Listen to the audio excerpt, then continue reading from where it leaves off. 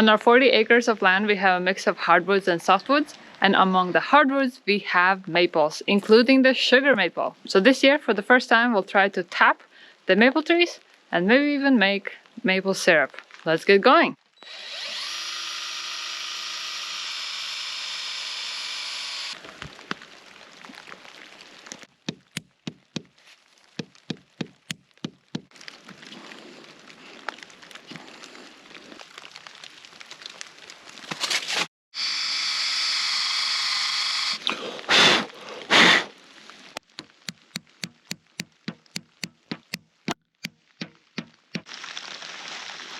In our first year, we decided to start small and tap only 2 maple trees.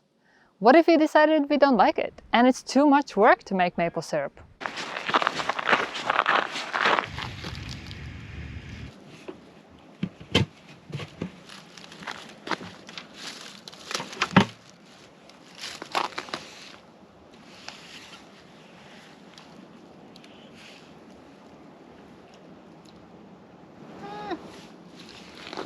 We put the taps in 2 days ago, and the day that we put it in, it was very warm. It was like 68 degrees, record temperatures, and the night before that was very warm. And we didn't see any sap running.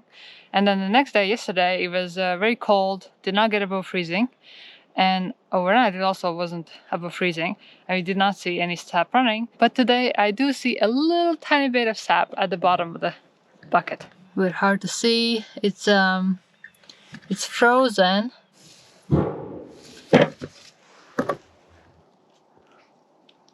But it does taste a little bit sweet, so that must be sap and not water.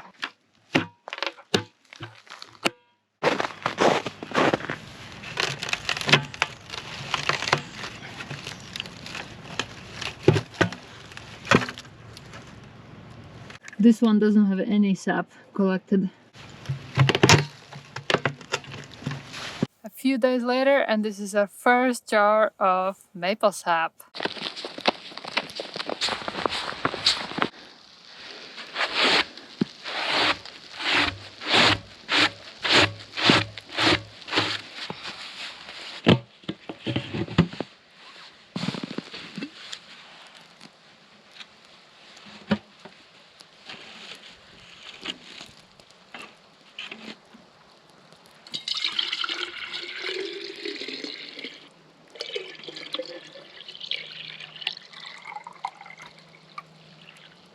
So this is the second time emptying the bucket, and this jar that I'm reusing is 52 ounces, and there's still left in the bucket. This is very exciting. Our maple tapping is working.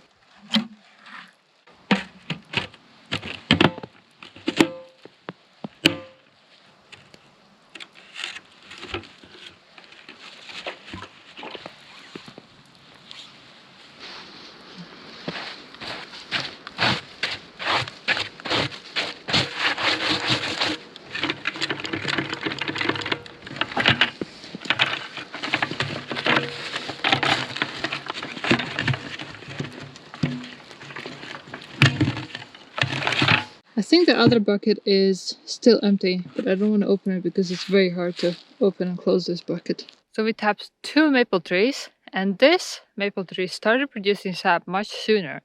And I believe it's because it's just warmer here. Look here, all the snow around the tree has melted, versus the second tap looks like this. I grew up in Latvia, and every year we tapped birch trees for sap. We just drank the sap. It's actually really good for you. It has minerals and vitamins, and it just tastes kind of like flavored water. Some years my mom would preserve the birch sap and ferment it. And then later in the summer, when we were working in the hay fields and gathering hay and it was really hot outside, then we had this cold fermented drink that kind of tasted like kombucha. It was very refreshing. We sometimes tapped maple trees as well, and the sap was a little bit sweeter than the birch sap. But we never tried to make maple syrup. That's not a thing that we did in Latvia. And I think it is because the maple trees that grow in Latvia, they are not sugar maples. So the sugar content is much lower, and it's not kind of enough of sugar content to boil it down to make it into a maple syrup. When I lived in Massachusetts, on one spring break, me and a friend of mine, we went to Canada, to Quebec, and one of the things we saw was a sugar shack. And that was really interesting to see how maple sap is made into maple syrup. But this year, this is the first year I'm trying to make maple syrup myself. The key is to do the bulk of the sap evaporation outside, because otherwise your kitchen will be covered in a thin layer of sugar. So this is the structure for the fire. At the bottom we'll have fire, and the evaporator pans will go on top. And then the structure is such that there is kind of a chimney here, and the smoke should come out here. We tapped 2 trees almost 2 weeks ago, and with the very warm weather, they haven't been producing much sap at all.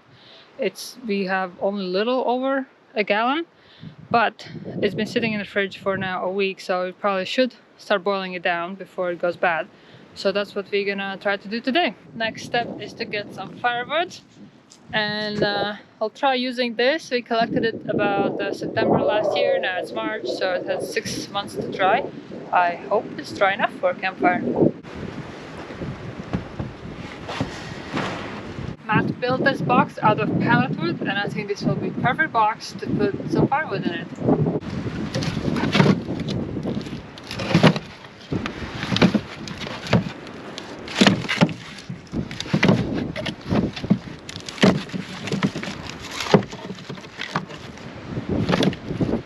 We got this moisture meter last year for the lumber, but I'm curious how dry this firewood is.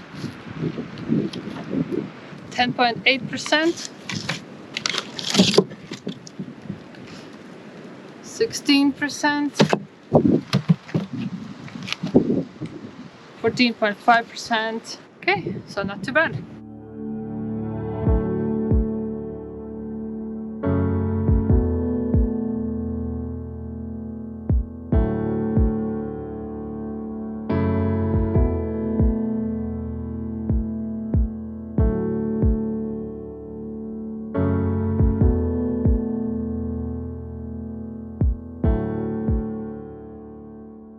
For the first boil, we only had about a gallon of sap, and as it evaporated down, there was not enough liquid to cover the bottom of the pan, so I had to stop boiling it because otherwise there was a risk of burning the sap. So I just put it in a jar to combine it with the next boil.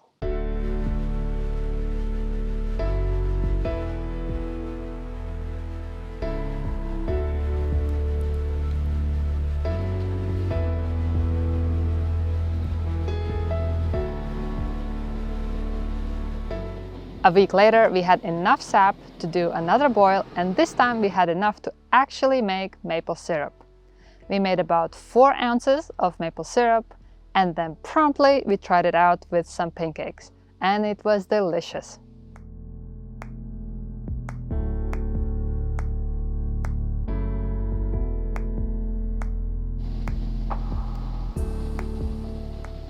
After the third boil, in total, so far we have produced about 8.5 ounces of maple syrup. So it's this bottle and some more that we already ate. In grand scheme of things, that's not much at all, but it proved that our experiment worked, and most importantly, we had fun. So we're definitely going to do this again next year, and probably we'll tap some more trees to increase our production. In terms of tools, we used a 5/16 drill bit and a cordless drill to tap the holes. We bought a maple tapping kit from a maple tapper store on Amazon, which included the taps and the collection lines.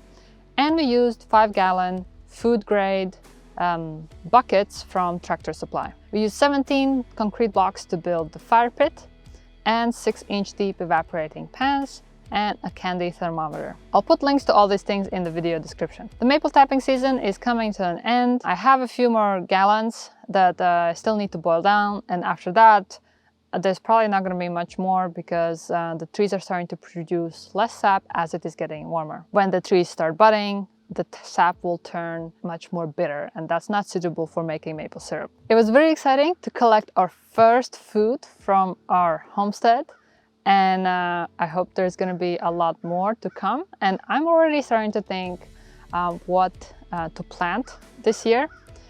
It's gonna be a very, very small garden to start because we're still gonna have our energy focused on building, but I'm very excited to at least start a garden. I hope you enjoyed this video. If you did, please consider subscribing if you haven't done so already, and follow along our journey to build our home and dipping our toes into homesteading.